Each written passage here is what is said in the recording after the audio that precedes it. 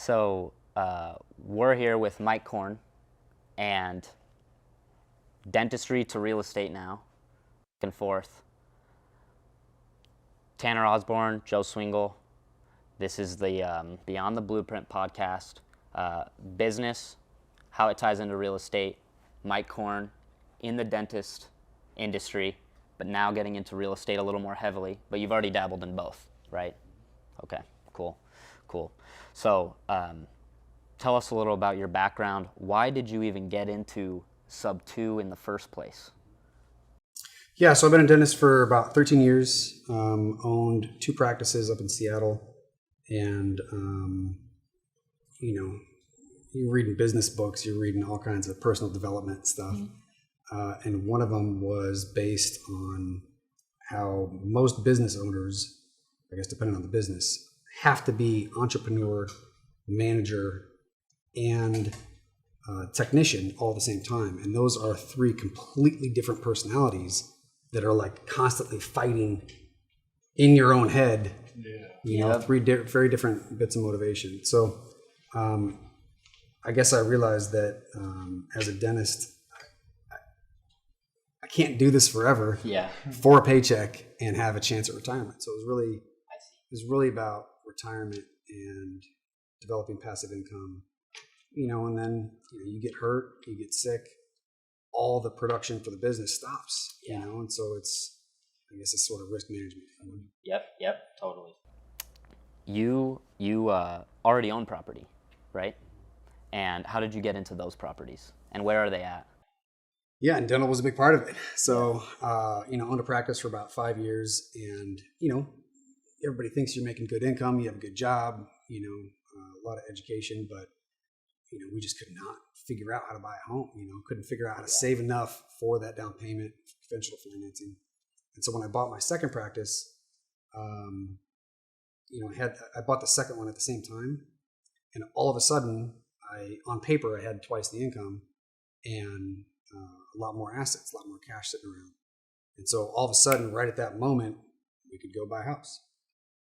So bought that house, which my wife had been bugging me about for years, trying to get out of the whole dealing with landlord nonsense. Yep. Fast forward to, I guess this is public information at this point, but are you familiar with the PPP loan? Yes. So at the time, I had 2 practices, a bunch of employees, decent amount of revenue generating income, and so I just got huge PPP loans. Yeah. And then I got a second one, and then talking to my CPA, she's like, "Yeah, based on all your numbers, you qualify. Those are going to be forgiven. So you just have this huge chunk of change." Dang. And so that's when my wife and I started talking about. I'd been reading real estate books like crazy. She's got 0 interest in it, but at that point, we had a down payment. And so we started looking at Arizona. We were living in Seattle, all our families in Arizona. So we're like, we're going to buy something anywhere.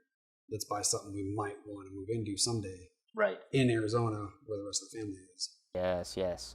Okay, so I want to just get a grasp on a brief timeline. So you went from, we want to buy a house, you bought some dentistries, it paid for your ability to buy some houses. And, actually, hold on. You bought some dentistries, you ran them, you got PPP loans, multiple, to buy houses with, and then that was what was able to fuel your enterprise so far. Is that all right? Yeah, when it comes to real estate, yeah. Yes, we would not be able to buy the house that we're now living in without that PPP loan. Yeah, because that's a little bit kind of creative. That's a little bit creative financing right there. A little bit. He took out a bunch of debt. This is all positive stuff for Sub 2 people. Everybody's like, debt. We want more debt. So you took out a bunch of debt against your businesses that you didn't have to repay, and then you bought real estate with it. Mm-hmm. That's pretty creative in itself.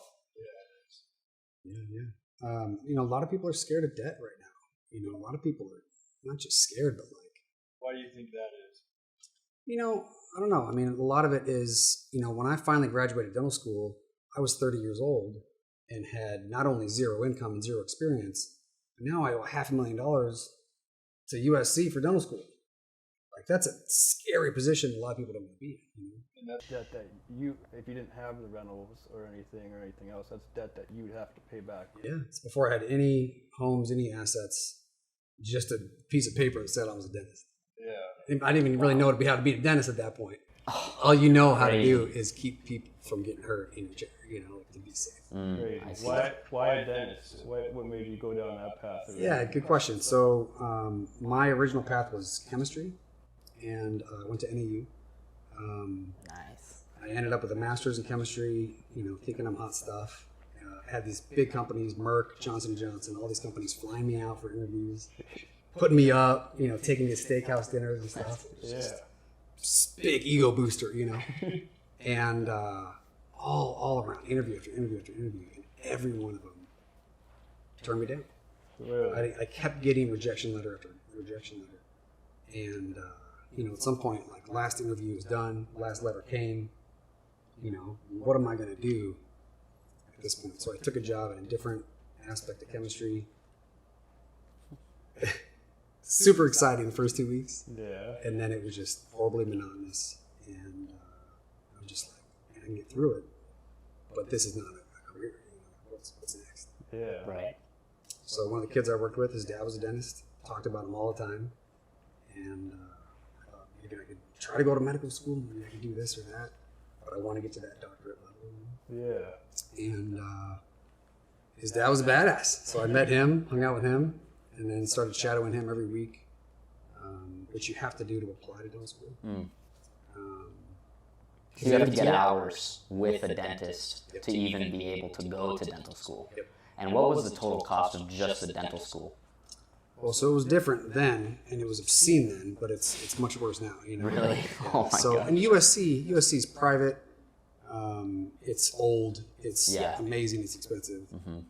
When I went to USC, I think with all the extra, you got to buy a ton of supplies as Yeah. I forget what it's called, but they issue you just $7,000 worth of supplies for the year. And you're Right just like, off the bat. yeah, every year or every semester. Every year. It's crazy. So I think it was probably somewhere around 80 to 100K a year Wow. for dental school, all things included, and that's living pretty cheap rent, not going to nice restaurants or anything, just in school full time. Wow, okay. How many years did you do? 4 years, 4 years. normal for general dentistry. Yeah. So, I'm a dropout. Are you a dropout? I wish. You wish you were a dropout? I am a dropout. And then you stuck it out for 4 years. So, do you think it was worth it? The debt, the dentistry? Good question. I'll take everything into account. Was it worth the amount of debt you got into to get that piece of paper? It's all about perspective, right? It's all about the lens that you're living through. Yeah. I mean, right now, you own 11 properties. Somewhere around there. Somewhere around here. You don't even know, which is Yeah. awesome. I love that. Yeah. You are Really 20 so. years younger than I am. And I feel like you are light years beyond me in the real estate world, in the buy and hold world, in all the things that I now am dying to get into. Right. So from that lens, I mean, Yeah. I'm way behind, right? Sure. Then again, I've got a license and permits that most people don't have, most people can't get, and there's freedom in that. There's Oh, yeah.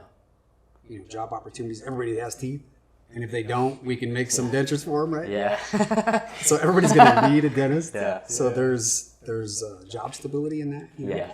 Every country in the world needs a dentist somehow. You don't Yeah. think AI will somehow take over the dentist industry? Funny you mentioned that. So the most recent thing that I discovered that is crazy like that.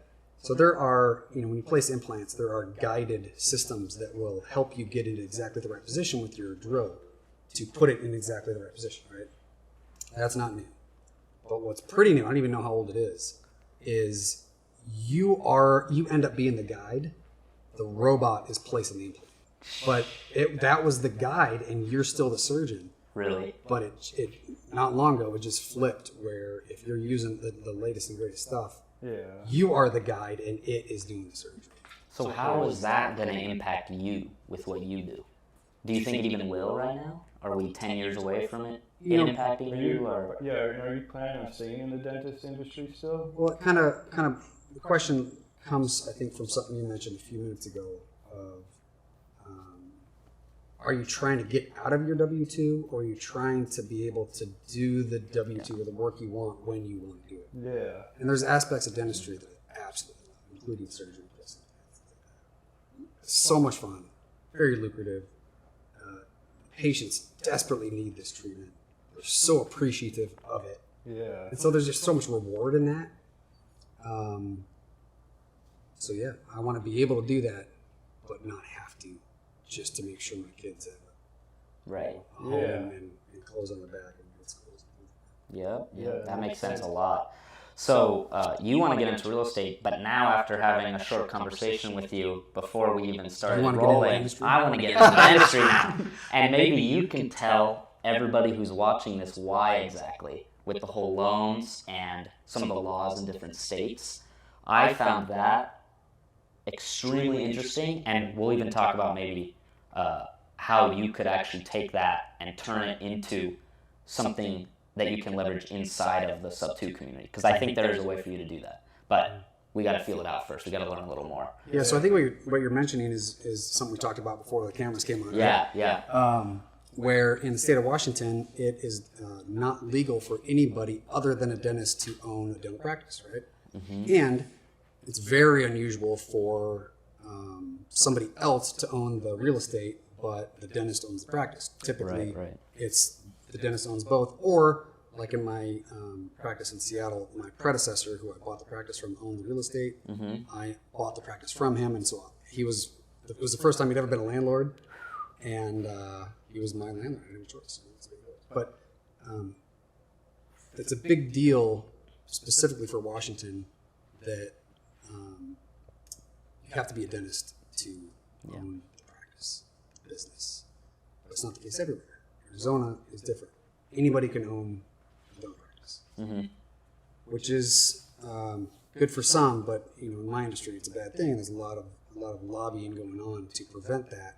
I see. Because in Washington, there's a lot of people that want that, especially big influential companies, venture capital, private equity. Yep. A lot of business people see it as a good move to go buy a dental practice. Or there's also something to do. It's called a DSO, Dental Service Organization.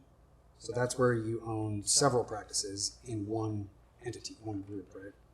So let's say DSO goes and starts or buys 7 different practices. Mm-hmm. Each practice is worth, say, $1 million. But when you have 7 of them all working together, it's worth some multiple. Okay. 3, 4, 5x multiple of that total number. So 7 practices are all doing $1 million, $7 million practice, right? Yeah. It's like 1 Times plus 1 4, equals 4. Yeah. all of a sudden that group of practices is worth $28 million, Jeez. All right. And so the DSO world and the corporate world owning practices can be extremely profitable. That's why all these companies in Arizona. I see. And you mentioned something about the loans with buying a dentist practice. 0 down, no verification of any sort other than with the actual business's production. Right. Like, I don't remember them ever checking my credit. Maybe they did, but it wasn't a big part of the equation. I was a baby credit, like I don't think I even bought a car at that point, with debt, like you pay, $4,000 for an old used Honda or whatever, but to be registered with building credit, right? Right. So yeah, to buy a practice in Washington, a bank will fund 100% of the loan. They'll give you working capital loan on top of it. They'll give you equipment loans on top of it if you need to buy new equipment to change it out. Mm-hmm. And they'll do that solely based on the business's profitability, their overhead. They won't even look at you as the individual buying the business. I don't think so. Not really. Because I was not. From what you remember, you don't see any and reason why they would approve. I'd never been a business owner. Yeah. I got a license, but a ton of other dentists out there with license. Yeah. It was really driven. My understanding was it was really driven on the cash flow of the business. Mm-hmm. Could it support, my income, the overhead of the practice, and there's cash flow left over to justify the note. So anyone can go up. In Arizona, it could literally be anyone, but in Seattle, it had to be someone who actually had the licenses. They could walk up to a dentist business. If they underwrote it appropriately and the numbers penciled, the bank would give them 100% of the loan for equipment, the purchase, even the real estate. And some of the crazy, we'll get to the real estate in a minute. But Okay. yeah, some of the crazy thing on top of that is some of those practices are going for 110% purchase price of the value of it, and the bank will still cover it because Amazing. it's about cash flow. Amazing. So as long as it pencils, they'll buy it for you essentially, and you'll be the owner, and you can run that business however you please. And then there's no other credentials you need to get into this. And if you look at like the history of banking and them giving loans to dentists, what's the likelihood of default? Like they look at their statistics, and there's sometimes businesses get shut down, especially during COVID. But the success rate, even dipshits, Right. who go in It's- and yeah, is remarkably high. incredible. So And they don't teach us business in dental school. Of course not. So you're Why now would a that business benefit? owner. Yeah. The bank is giving you 100%, and all you know is teeth. That's You got to figure out the crazy. business part from there. So could you own an entity, even in a state like Seattle, could you own an entity with someone who was not licensed and buy a dentistry as a business, like as an LLC, as long as you're licensed? Can you do that? No. No. The dentist Okay. itself has to buy the practice. I worked with Okay. Interesting. two guys, partners. The brilliant guy was my consultant for a number of years. Absolutely brilliant, but he could never own his partner's practice or a percentage of it. I was trying to give him equity in my practice just to get his advice Yeah. and kind of lock him in to keep working with me. And he's like, state won't allow it. So we had to figure out a different. Is that only in Washington, or is it like I'm just trying to understand it, right? In Arizona, you're saying like I could go technically buy a dentistry. I don't need a license, but in Washington I would. Right, and it's state specific. So I'm sure there's a number of states where you have to be a dentist. Yeah. And there's really just two types: the state that says you got to be a dentist, or the state that doesn't. Would they still give? Say I went to the bank and wanted to do that. Would they still give me a loan if I didn't have the degree that you hold? I think you have to really show your own credibility and your own business plan, and you have to justify it somehow. But I know hygienists in Arizona who own a practice. I know a lady who was a front office, office manager type receptionist for. She was doing that role for maybe 7 years. She went and started her own practice. So when you start up, there's no business there at all, right? There's just an idea. Yeah. And then she built out, took a lease on the space, built it out. To do that, that's probably at least $600K, $800K, just to get it up and running. Jeez. And she got the loan, did it. Okay.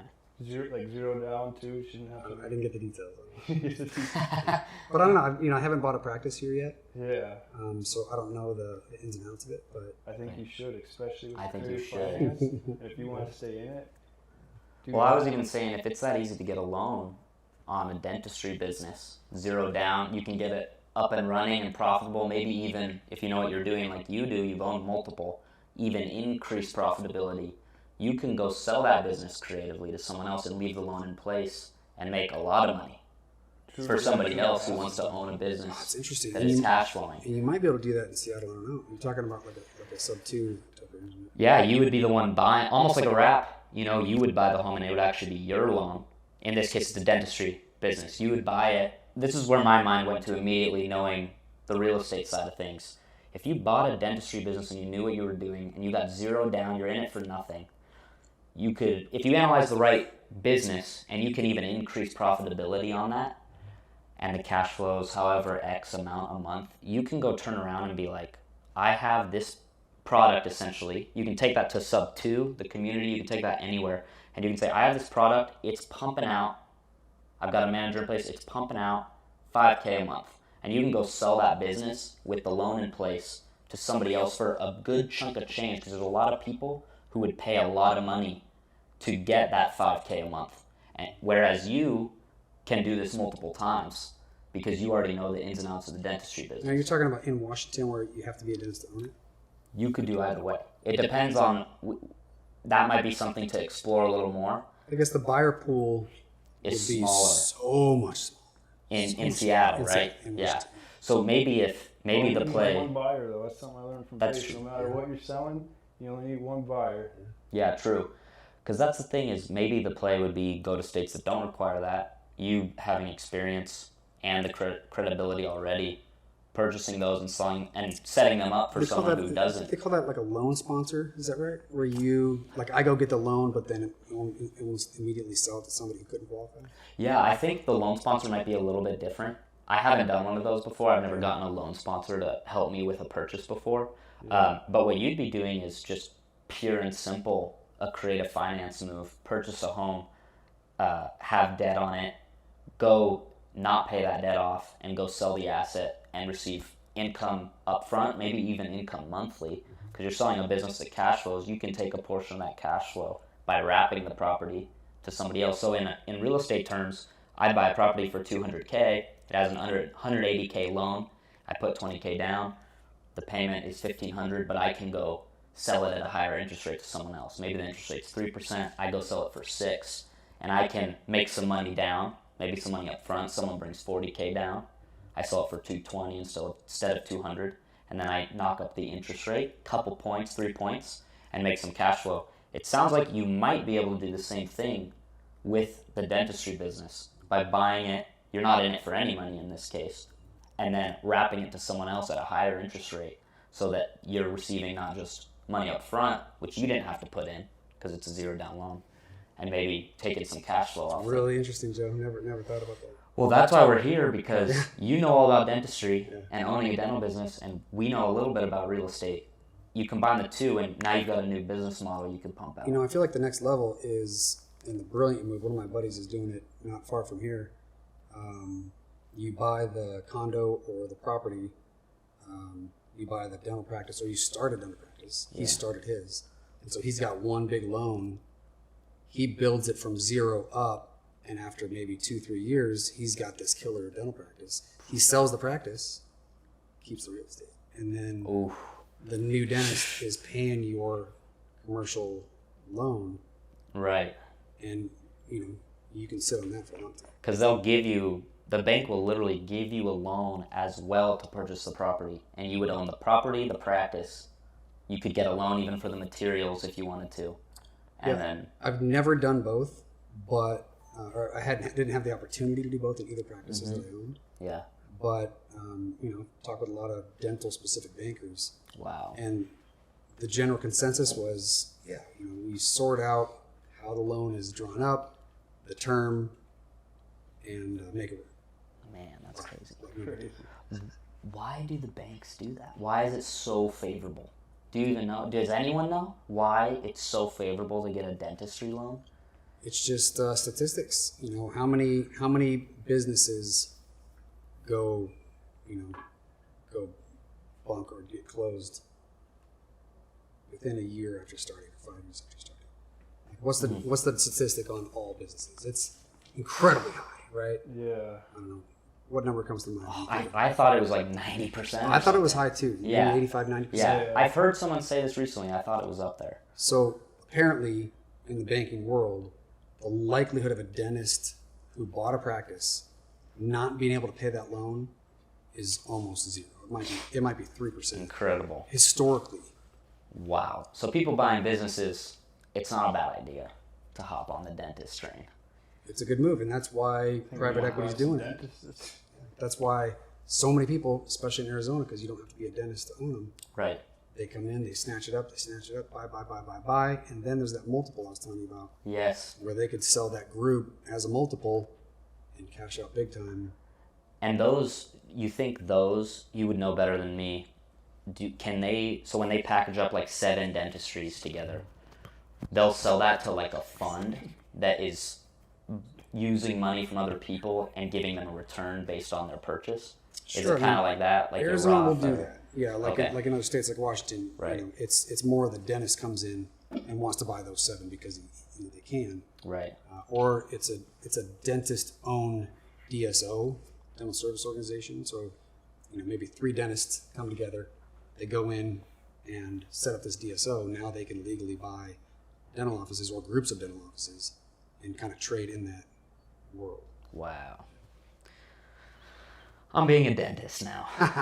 That's my next goal. Going back to like the AI thing with it, because I think it's coming for every industry. Do you, besides like that machine you were saying, do you see anything for like the future in the dentistry with AI that could potentially take over people's jobs or just completely eliminate them in general, or do you think there's always going to be some human aspect there still?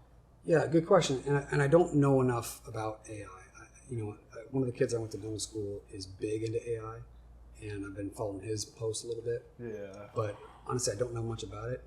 What I do know is the struggles of finding and retaining employees, managing those employees, trying to get better quality work or more consistent work, better communication. It's incredibly difficult, right?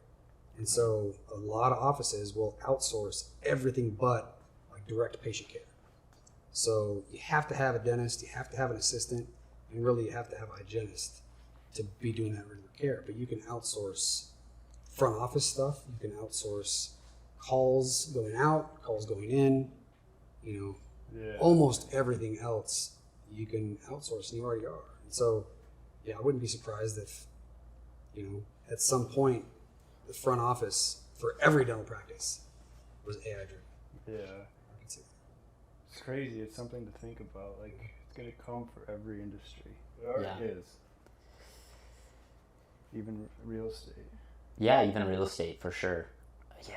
I guess the philosophical question is, does that really mean people are losing jobs, or does it mean that there's more opportunity for people to create more jobs? That's what I think the debate is. I think there's a right? mix of both, where there's like a lot of people are going to lose their jobs because it can easily be replaced by AI, but also what I see AI is doing is creating even more jobs. I think it has to do with mindset, right? Yeah. I mean, A little bit. it's about the abundance mindset versus what's the other one? What's the opposite of abundance? Scarcity. Scarcity. Yeah. Scarcity mindset, abundance mindset, and being able to pivot, open to change, embracing change. Yeah. It's all about that. 100%. Interesting. Now, does technology take away freedom from people who do not opt into the technological system because now they're forced to adapt or kind of die off? Or work for somebody who knows what they're doing. Exactly. Yeah. Like how do we deal with that situation? And that might be why getting into real estate is so smart for you. You've got this ability to identify. You've now owned 2 practices, and you have this ability to identify a solid dental practice. You know the funding side of it. You merge that with real estate, and it doesn't matter what happens with AI because you can set yourself up by merging the 2 businesses, real estate and dentistry. It might not even really matter to you at a certain point. So, and I think that's why a lot of people are trying to, as Tanner says, escape the matrix here, because if you can get out of it, then I put the shades on now for the rest of the pod. Yeah, there you go. So if you can get out of it, if you can escape the matrix, as in just escaping the regular cycle, whether AI comes or not is almost irrelevant for you. So I don't know. I think that's kind of how I think. I'll tell you I what see the dream things is playing the McDonald's game, Yeah. Like McDonald's is not a restaurant business. It's not a food business. It's a real estate business. They own the Touche. corners that they're all on. They're like the most sought after piece of land, like real estate there is. Ray Kroc. So can we do the whole dentistry thing?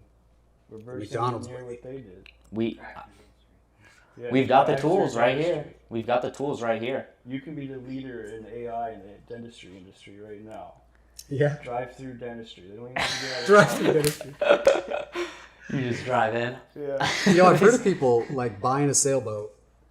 One of the staterooms, they put a dental chair in there. And then when they want to work, they pull into a port, put up a sign. Somebody comes into work, No way. they get some supply money and re-up on ice and fishing tackle and then go out sailing again. Right? How cool would that be? Insane. Sure. And in fact, there are mobile clinics all over now. We had one at USC. It was like an RV that they turned into it. Really? But I saw one just the other day. It was like one of those Sprinter vans.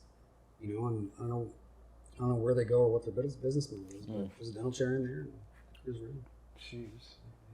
So what are your plans for real estate? With everything that you joined Sub 2, you said back in January. Well, how did you even discover that? Yeah, so also kind of a long story, but I'll try and keep it brief. So conventional financing on the first rental home that I bought, we were able to get approved for a second home loan, like a vacation. Yeah. But it just sucked huge amounts of capital out from us, and then it was appraised low, so we had to come up with the rest. So it was just huge outlay for our family to just do this one property. And moved to Arizona. I'm trying to get more into real estate. How do I do it? Yeah. And talking to bankers and everything, started looking at DSCR loans. I bought the house from Seattle, and so I hired a property manager right away. Backing up a little bit chronologically. Property manager was spectacular, and he's a real estate broker. He and his daughter are. And so that was my in, right? Was this home here in Phoenix or back there? So we lived in Seattle. We bought the home in Arizona, sight unseen, just went for it. Nice. But then just dumped all of our expendable cash in. Really? Hired the property manager, developed that relationship. He was amazing. So if you need a property manager. Oh yeah, definitely. Out here? Yeah. That's all out here? Were you doing like Not bad. Airbnb with it or? Nope, long-term rental. Nice. Yep. And we bought it 2 years ago. Had one renter come in. As soon as that lease was up, we had decided to move. So, we moved in. But coming back to it, I've got that drive and that thirst to just get more into real estate, buy more properties, long-term buy and hold, cash flow, etc. And so, working with him, working with his banker, exploring the DSCR route. Every place we looked at wouldn't cash flow, even with, I think they required 25% down at the time, maybe 30 for the properties we were looking at. The banks did? Mm-hmm. Wow. And every deal, wherever we would go, we just couldn't make it cash flow, and it would still require that huge down payment, Yeah. And so I kind of got priced out of Phoenix, started looking in Casa Grande and just further out. And I don't remember what the trigger was, but I started talking to agents, real estate brokers in the Midwest. I was born in Indiana, but you hear about all sorts of areas around the Midwest that will cash flow from day one. Yeah. Renter's higher, the rent is higher, the mortgage is lower, Yeah. and you can make it work. So I started exploring that.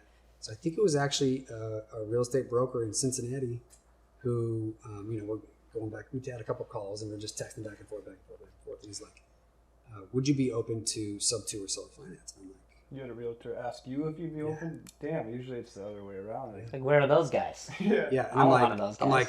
I think seller finance could work, but I don't know much about it. I have no idea what sub 2 is. And That's crazy, man. And so he's like, "Yeah, check out this podcast, Sunday Service."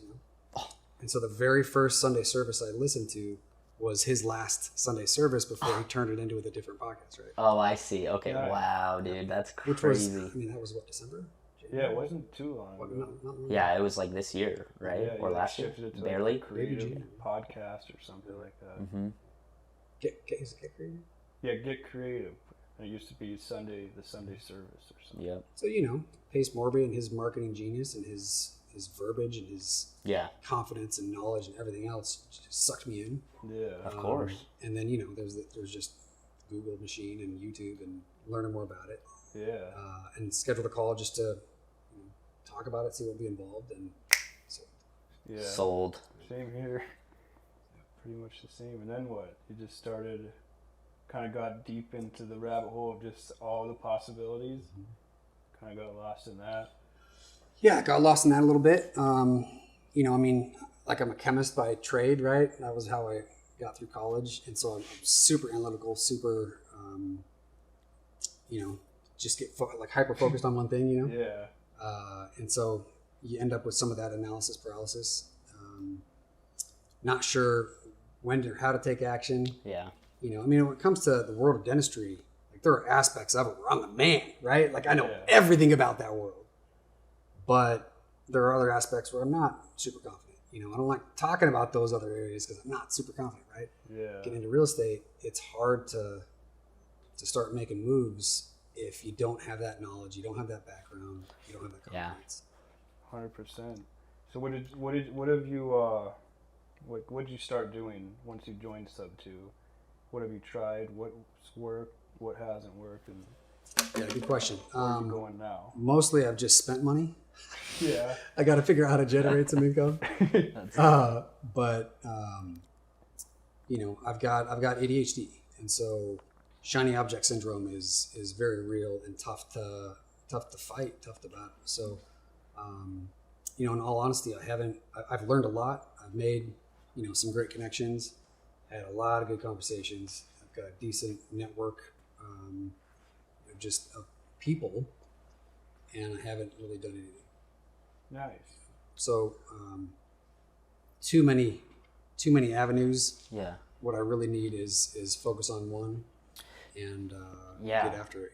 Do you think it's more, because we've all, honestly, who can say they haven't struggled with this exact same thing? Yeah. No matter how good you are, you can struggle with it. I bet Pace would tell you he struggles with it. I think you have to, just like anything. When you Right. went into the dentistry industry, it's probably the same thing. You were kind of uncomfortable at first at school. And Really?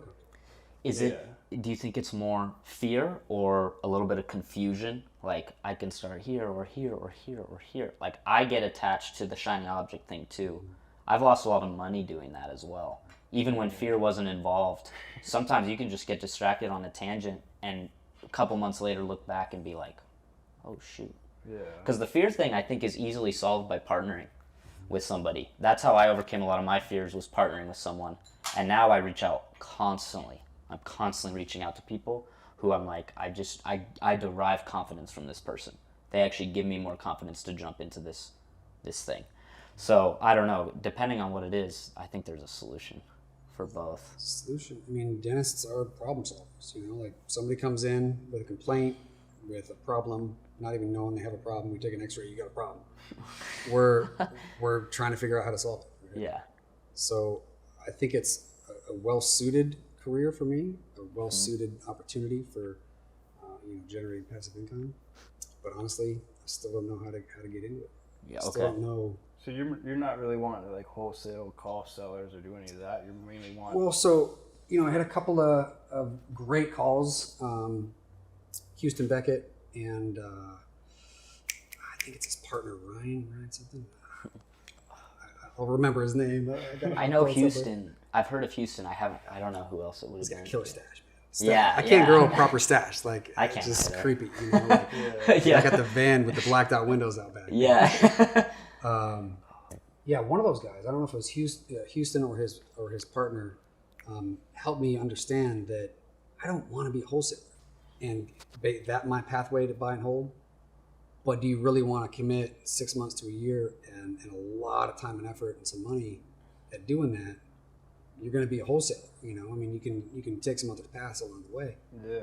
I don't really have the drive to be a wholesaler. Same idea on like gator lending. It's shiny. It looks awesome. I fell for it right away before Right? I joined Sub 2 last June, and then started trying every single thing, and I saw Gator come out, and I'm like, yeah, I signed up, and I'm like, I'm gonna do Gator now. I'm like, had to take a minute like 3 months ago, and like, I just need to slow down and just figure out like, out of everything I've tried, what really resonates, and it's more like what we're doing now here with this networking, Right.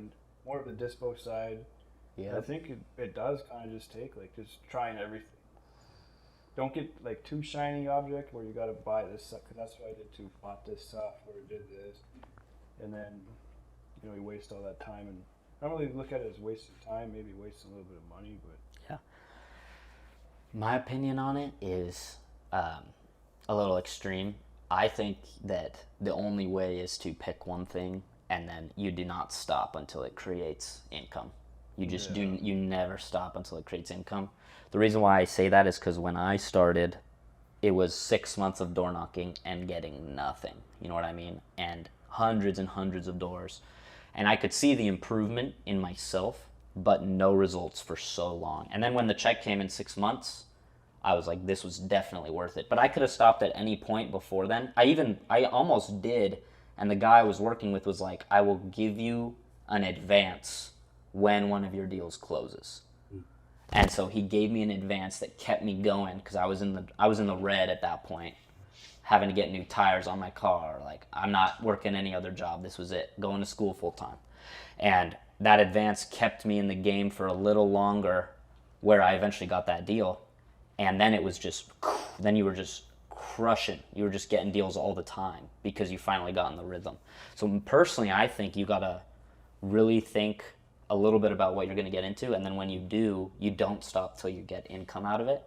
And then from there, you can kind of build on that because you're doing it with one person. Now you can bring someone else in, manufacture it again. Yeah. And then when it's really pumping out and you can step aside, maybe you chase that shiny object and hit Gator and start a lending side of the business. Yeah. So I'm still in the infancy of our business too, but we're manufacturing some leads that are going to hopefully close. One of them is going to close. And when we replicate that, then we can kind of automate ourselves out and get, busy on the other side of things. Yeah, it's really good advice, and I've heard the same kind of thing, at least 30 days, at least 90 days. I guess, my situation is a little different because I've got a lot of expenses. Yeah. I've got a great paying W-2 that's time consuming, and I can come up with all kinds of excuses, but you try to avoid that. But just trying to find a pathway in or to focus on one thing, kind of in your spare time until you can generate enough that'll cover those expenses. Right. Yeah. How much time do you have to devote weekly, roughly? Well, right now I got a lot of time because I'm looking for a job. Okay. And that's why I was able to come down and have some freedom today. Right. And it just kind of depends on how the job training works out. Okay.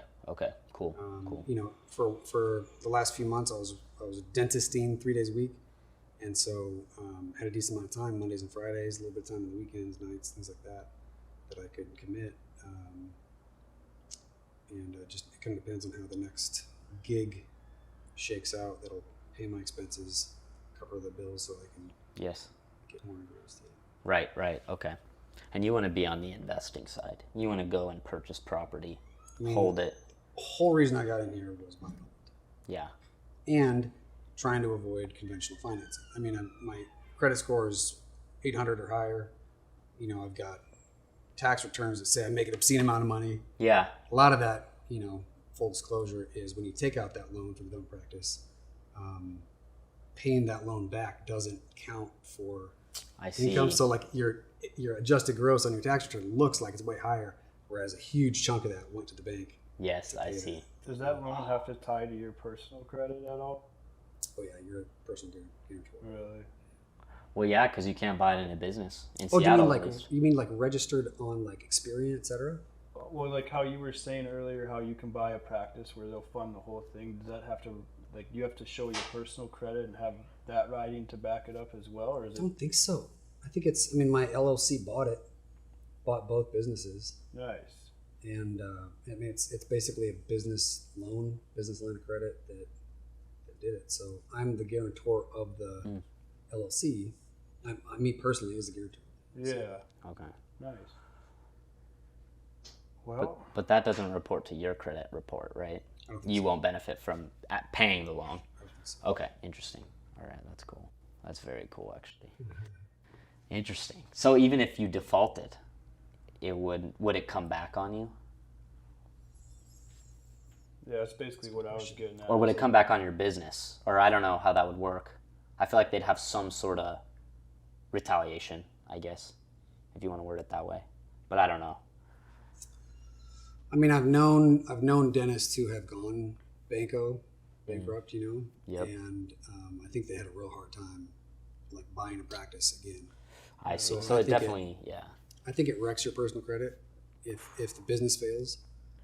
But then again, what's the likelihood of it failing? There's so many different avenues, right. So many different ways to make the business work. Especially if you stay ahead of the curve, get that AI going. Yeah. Get that drive-through dentistry going. Yeah, get creative. I was trying to figure out how to work on two people at once, line the chairs up like this. That's hilarious. You become ambidextrous in the training. So there could be a real opportunity with the whole turning over dentistry businesses, though, for other people even, and making money in between, potentially. It sounds like that might be an avenue that you could actually, not saying you would do this right now, but that might be something you can have a breakthrough in. I mean, I would be really excited about the McDonald's approach Mm-hmm.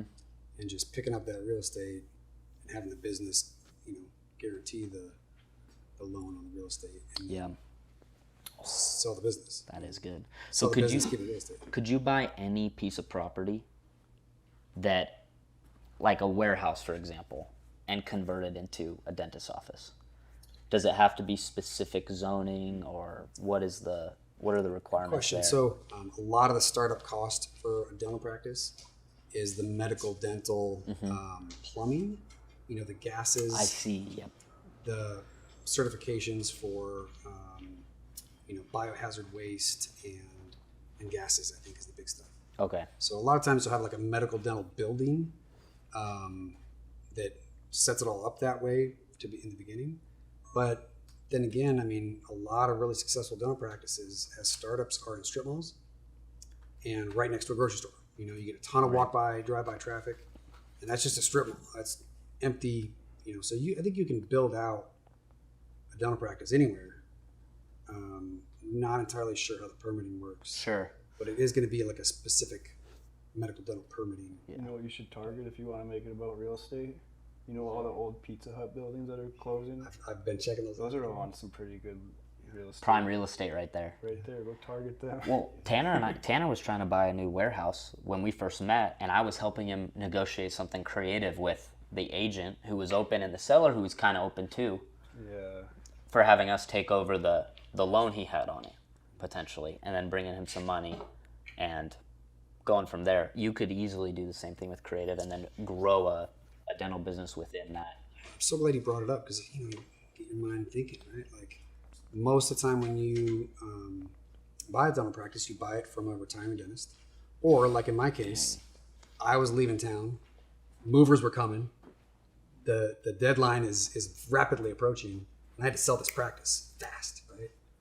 So most of the time when you get a dental practice loan, it's a 10-year note, and if it's a retired dentist, they were in that space for 30 plus years. They paid off that loan a long time ago. Seller financing could easily work because a lot of older retired dentists, Set them up for retirement. from a long career, they're loaded, like they've had good income. They've had their 401k for 20, 30 years.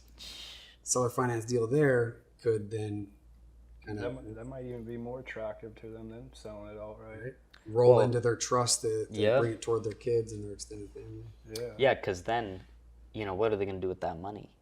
They're loaded, right? I mean, I remember Pace. They're going to travel. Yeah, they're gonna yeah, play. exactly. That's all So they're doing. they can sell for more by doing it creative and turn their practice into an annuity, and then ride the waves of every Yeah. continent that they can go to on their I'm really on their curious about the cruise. sub two though thing. Yeah. What if that practice I just sold in Seattle? What if I kept the loan in place? and you subtued it to someone or wrapped it. You could do that ad infinitum. As many loans as you could get, you could do that continually. I wonder if I could. And then your management, you're not managing it anymore, but you're. I mean, that was why I got out of ownership and management. I don't want to manage dental practice, right? Well, now you can get out. If you were in that same spot, you could get out and wrap it and retain some of the cash flow as well and do it again.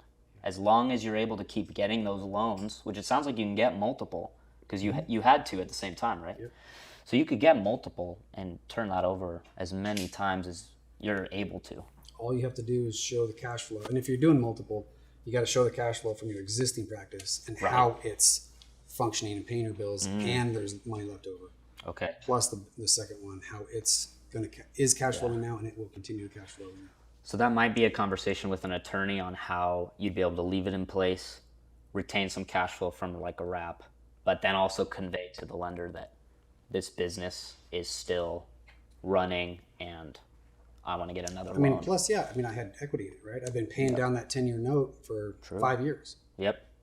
I think the biggest thing on that warehouse, getting back to like buying stuff creative and stuff too, the seller's biggest objection, I think, was that since it was a business loan, SBA loan, that he was worried that the lender, under terms supposedly, I just don't think maybe he trusted it, but he said anyway, on SBA loans, they will pop in and check to make sure whoever's whoever's debt that's in is operating in that space. Right. But I've heard a lot of people say that about USDA loans too, but I've taken those sub 2, and I've sold them sub 2. So I don't know. I think he was kind of bluffing because he was in there for like 3 or 5 years, and I was like, well, how many times did they stop paying you? Like, none. Well, isn't SBA, isn't that a government-driven? I think so. Well, Like, so are is there, FHA. Are there local versions of it? I mean, do you ever see an FHA agent stop by, right? Or like an No. SBA agent? No, I've I think never. it's just, I think it. Yeah, I It mean, could be just fear. I think it's the same with the due on sale because it's in every conventional loan too. he's on to something there with the last Yeah. thing he said. What'd you say? What'd he say? Fear. Yeah, he said, I think it's just fear, and I think It's that's fear, what yeah. it is. Like, Yeah. I'm sure maybe in some terms, whatever, but they can't pay somebody to go, hey, here's a list of all of the places we have loans. I want you to just go drive around and make sure they're there. Like, they don't. Not if they're getting paid. I mean, even in my expertise, like I've bought and sold multiple dental practices, and I have no idea in that state where I was working if you could sub to a loan like that or wrap it, or I think you probably can't. And I think the I likelihood think, yeah, anything's literally of that possible. I VP think of dental so, too. banking actually calling me up and stopping by is absolutely zero. There's no chance, Like, Again, not if they're getting paid. Also, Yeah. even if they aren't getting paid, they probably won't stop by. They'll probably issue their normal They're proceedings. busy doing but business. They're busy writing new loans. There is finding more no. people. There is no. I think this is a really important point. There is no due on sale clause department with any lender, because it's not some. It's a precaution. I've lent money to homeowners For because people I've that are wrapped stuff. watching that are new, what's the due on sale Right. clause? So in a subject to purchase, where you are buying a home but leaving the loan in place and taking over their payments, you're not assuming the loan's staying in the seller's name, but the deed is transferring over into your name, and now you're going to make payments to that seller's mortgage. There is a clause in every single deed of trust and note document that lenders issue for homes that says the lender, if the title transfers without paying the loan off, that they can actually call that note due, and it's called the due on sale clause. The note is due in full when the property sells. which is terrifying, right? It's in there Terrifying, but to discourage yes, something. yeah. But the thing is about this, there is no due on sale clause department with any lender. You could call any lender and say, "Where's your due on sale clause department?" and they won't have one, because really what it is more a precautionary measure for the bank that if they needed to, they could. But I'm a lender because I've wrapped homes to properties, and guess what I have in my deed of trust also, and my note documents, is a due on sale clause, because you want to be able to have that recourse if you needed it. Is that basically the deed in lieu? No, that's like, there's literally a due on sale clause when you originate your note paperwork So with when the you buyer. go wrap it, you create your own due on sale clause. Because Yes, you're the, yes, because if they sold it to somebody It's funny, I didn't know that. and they left my loan in place with them, it's not that I would care necessarily. I might care, I might not care, but if they sold it to someone like that and then they defaulted, I wouldn't have to go through normal foreclosure proceedings, 60, 90, 120 days in some states. I could just immediately issue a 30-day foreclosure. So I think, personally, me being a lender on properties, that's where I see the value in the due on sale. Not that I'm going to be upset if the deed is transferred to someone else. You just Depending don't on want the to get circumstances. hosed and then stuck for 6 months where you can't evict. Exactly. I'm going to go deed it to my brother, and then he doesn't pay. And now I'm on a 120-day foreclosure timeline. I could be on a 30-day instead and do it legally and without getting in trouble. So that's why, of all the dozens of properties we bought sub 2, I've had one call the note due. We handled it pretty easily. There's a lot that goes into that story. Maybe we'll make a video about it or something. But Another episode. yeah, exactly. But on that one, easily combated. At first I was like, whoa, I got the letter, and I was like, oh shoot, it's happening. This horrible nightmare's happening. And then all I had to do is deed it back to the seller and have an executory contract put in place. where the title Immediately just stays in their finish. name then, until you pay. And I have a contract for deed or that agreement for sale document recorded, and Is that like the back same on track. as like buying on like a land contract or whatever, basically? Yep, pretty much. Yep. So and Pace talks about this too. That's the technical way to combat the due on sale. When you do that and go and like revert back, and you're because they saw what you did there, right? Yes. And then you're just like, no, we're deeding it back. They literally were just like, okay, and then we deeded it back. No, you still have to pay. Like they can't do. Well, so with that paperwork, you completely eliminated that risk for them, right? Yes. Yes. And that's all they care about. Yep. So the reason making why those payments, and taking away the risk. And the reason why you want to do this is getting in the weeds a tiny bit. Some people might ask, well, why don't you always just do a contract for deed or an agreement for sale and never actually take the deed or the title? Taxes or what? Well, you still get depreciation, and you can still do the taxes and take the interest. You can still do all that with a contract for deed. Really? I know this because I've gone through the IRS code because I've sold properties on a land contract, and you don't get to keep the depreciation on those if you sell it on a land contract either. So that's why I know about it, because last time I did my taxes, I don't get to depreciate the properties I sold on a land contract, because then you only have to sign once. So if you get the deed transferred in your name, you got the power of attorney, you've got all legal authority to do whatever you want with that property, including refinance, talk to the bank, change stuff, do whatever.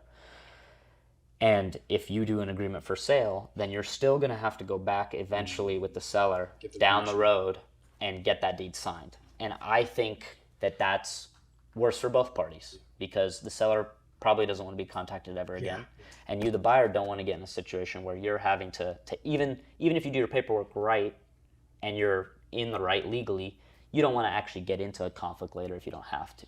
So it's good, but it's not great for both parties. It makes more sense to transfer the deed and have whatever necessary precautions you put in place so that the seller's safe.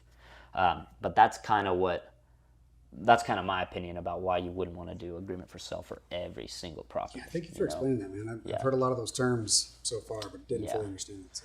Well, I'm buying one right now on an agreement for sale in Casa Grande, and the reason why we're doing that is because it has down payment assistance on the home, and we have to wait for that to fall off before we can actually transfer the deed, or else that will probably cause is that like a problem. 7-year plan or 10? It's only 2. Really? Only 2. I mean, how many, do you know if they had 5 initially and they used up 3 years too? Oh, I don't know exactly. I just know the maturity date of that first one, which is only 2 years from now. So not a big deal, you know. I don't mind that. The one in Casa Grande, you said? That's the one on French. The one on French? Yep. So you bought that. You had to do that with that one? We're in the process of finalizing the documents for that one. Nice. Yeah. And then 2 years, you'll just buy it sub 2, transfer the deed then? Yep. I might just hang on to a deed. I might just get a deed signed and hang on to it. I don't know. What would just you to do have if it. you did it? But you bought it on a land contract. And then in 2 years they didn't want to. Well, no, bought it sub 2 and then got the due on sale clause, and then would you just go back to a land contract again? Pretty much, yeah. That's what you have to do. It's a little annoying, but that's only if it gets called, which it never does. Like I said, one time for me, and it was kind of a weird situation because the seller was just in pre-foreclosure, and the bank was, and it's a small bank, and they were really on. She was like minutes away from the foreclosure, you know. So they were already. That loan was under extreme scrutiny already. Yeah. Bank is hovering. They're already sweating it. Yeah. So most of the ones I've done, not quite like that, and I've even done some. I bought one in Buckeye, and we cut it really close to the auction, and we transferred the deed, and it was under scrutiny, and they still didn't call it. So most of the time, you're never going to run into it. Yeah. Crazy. Are you down if people want to reach out and network with you? How can they get a hold of you? You got social media? Oh man, I'm old school. Like I'm brand new to Facebook. Like I don't have a. Give them your fax number. Yeah. Give them your page. It's got to be snail mail. Yeah. Anything, right? Yeah. How can people get a hold of you if they want to reach out, network, whatever?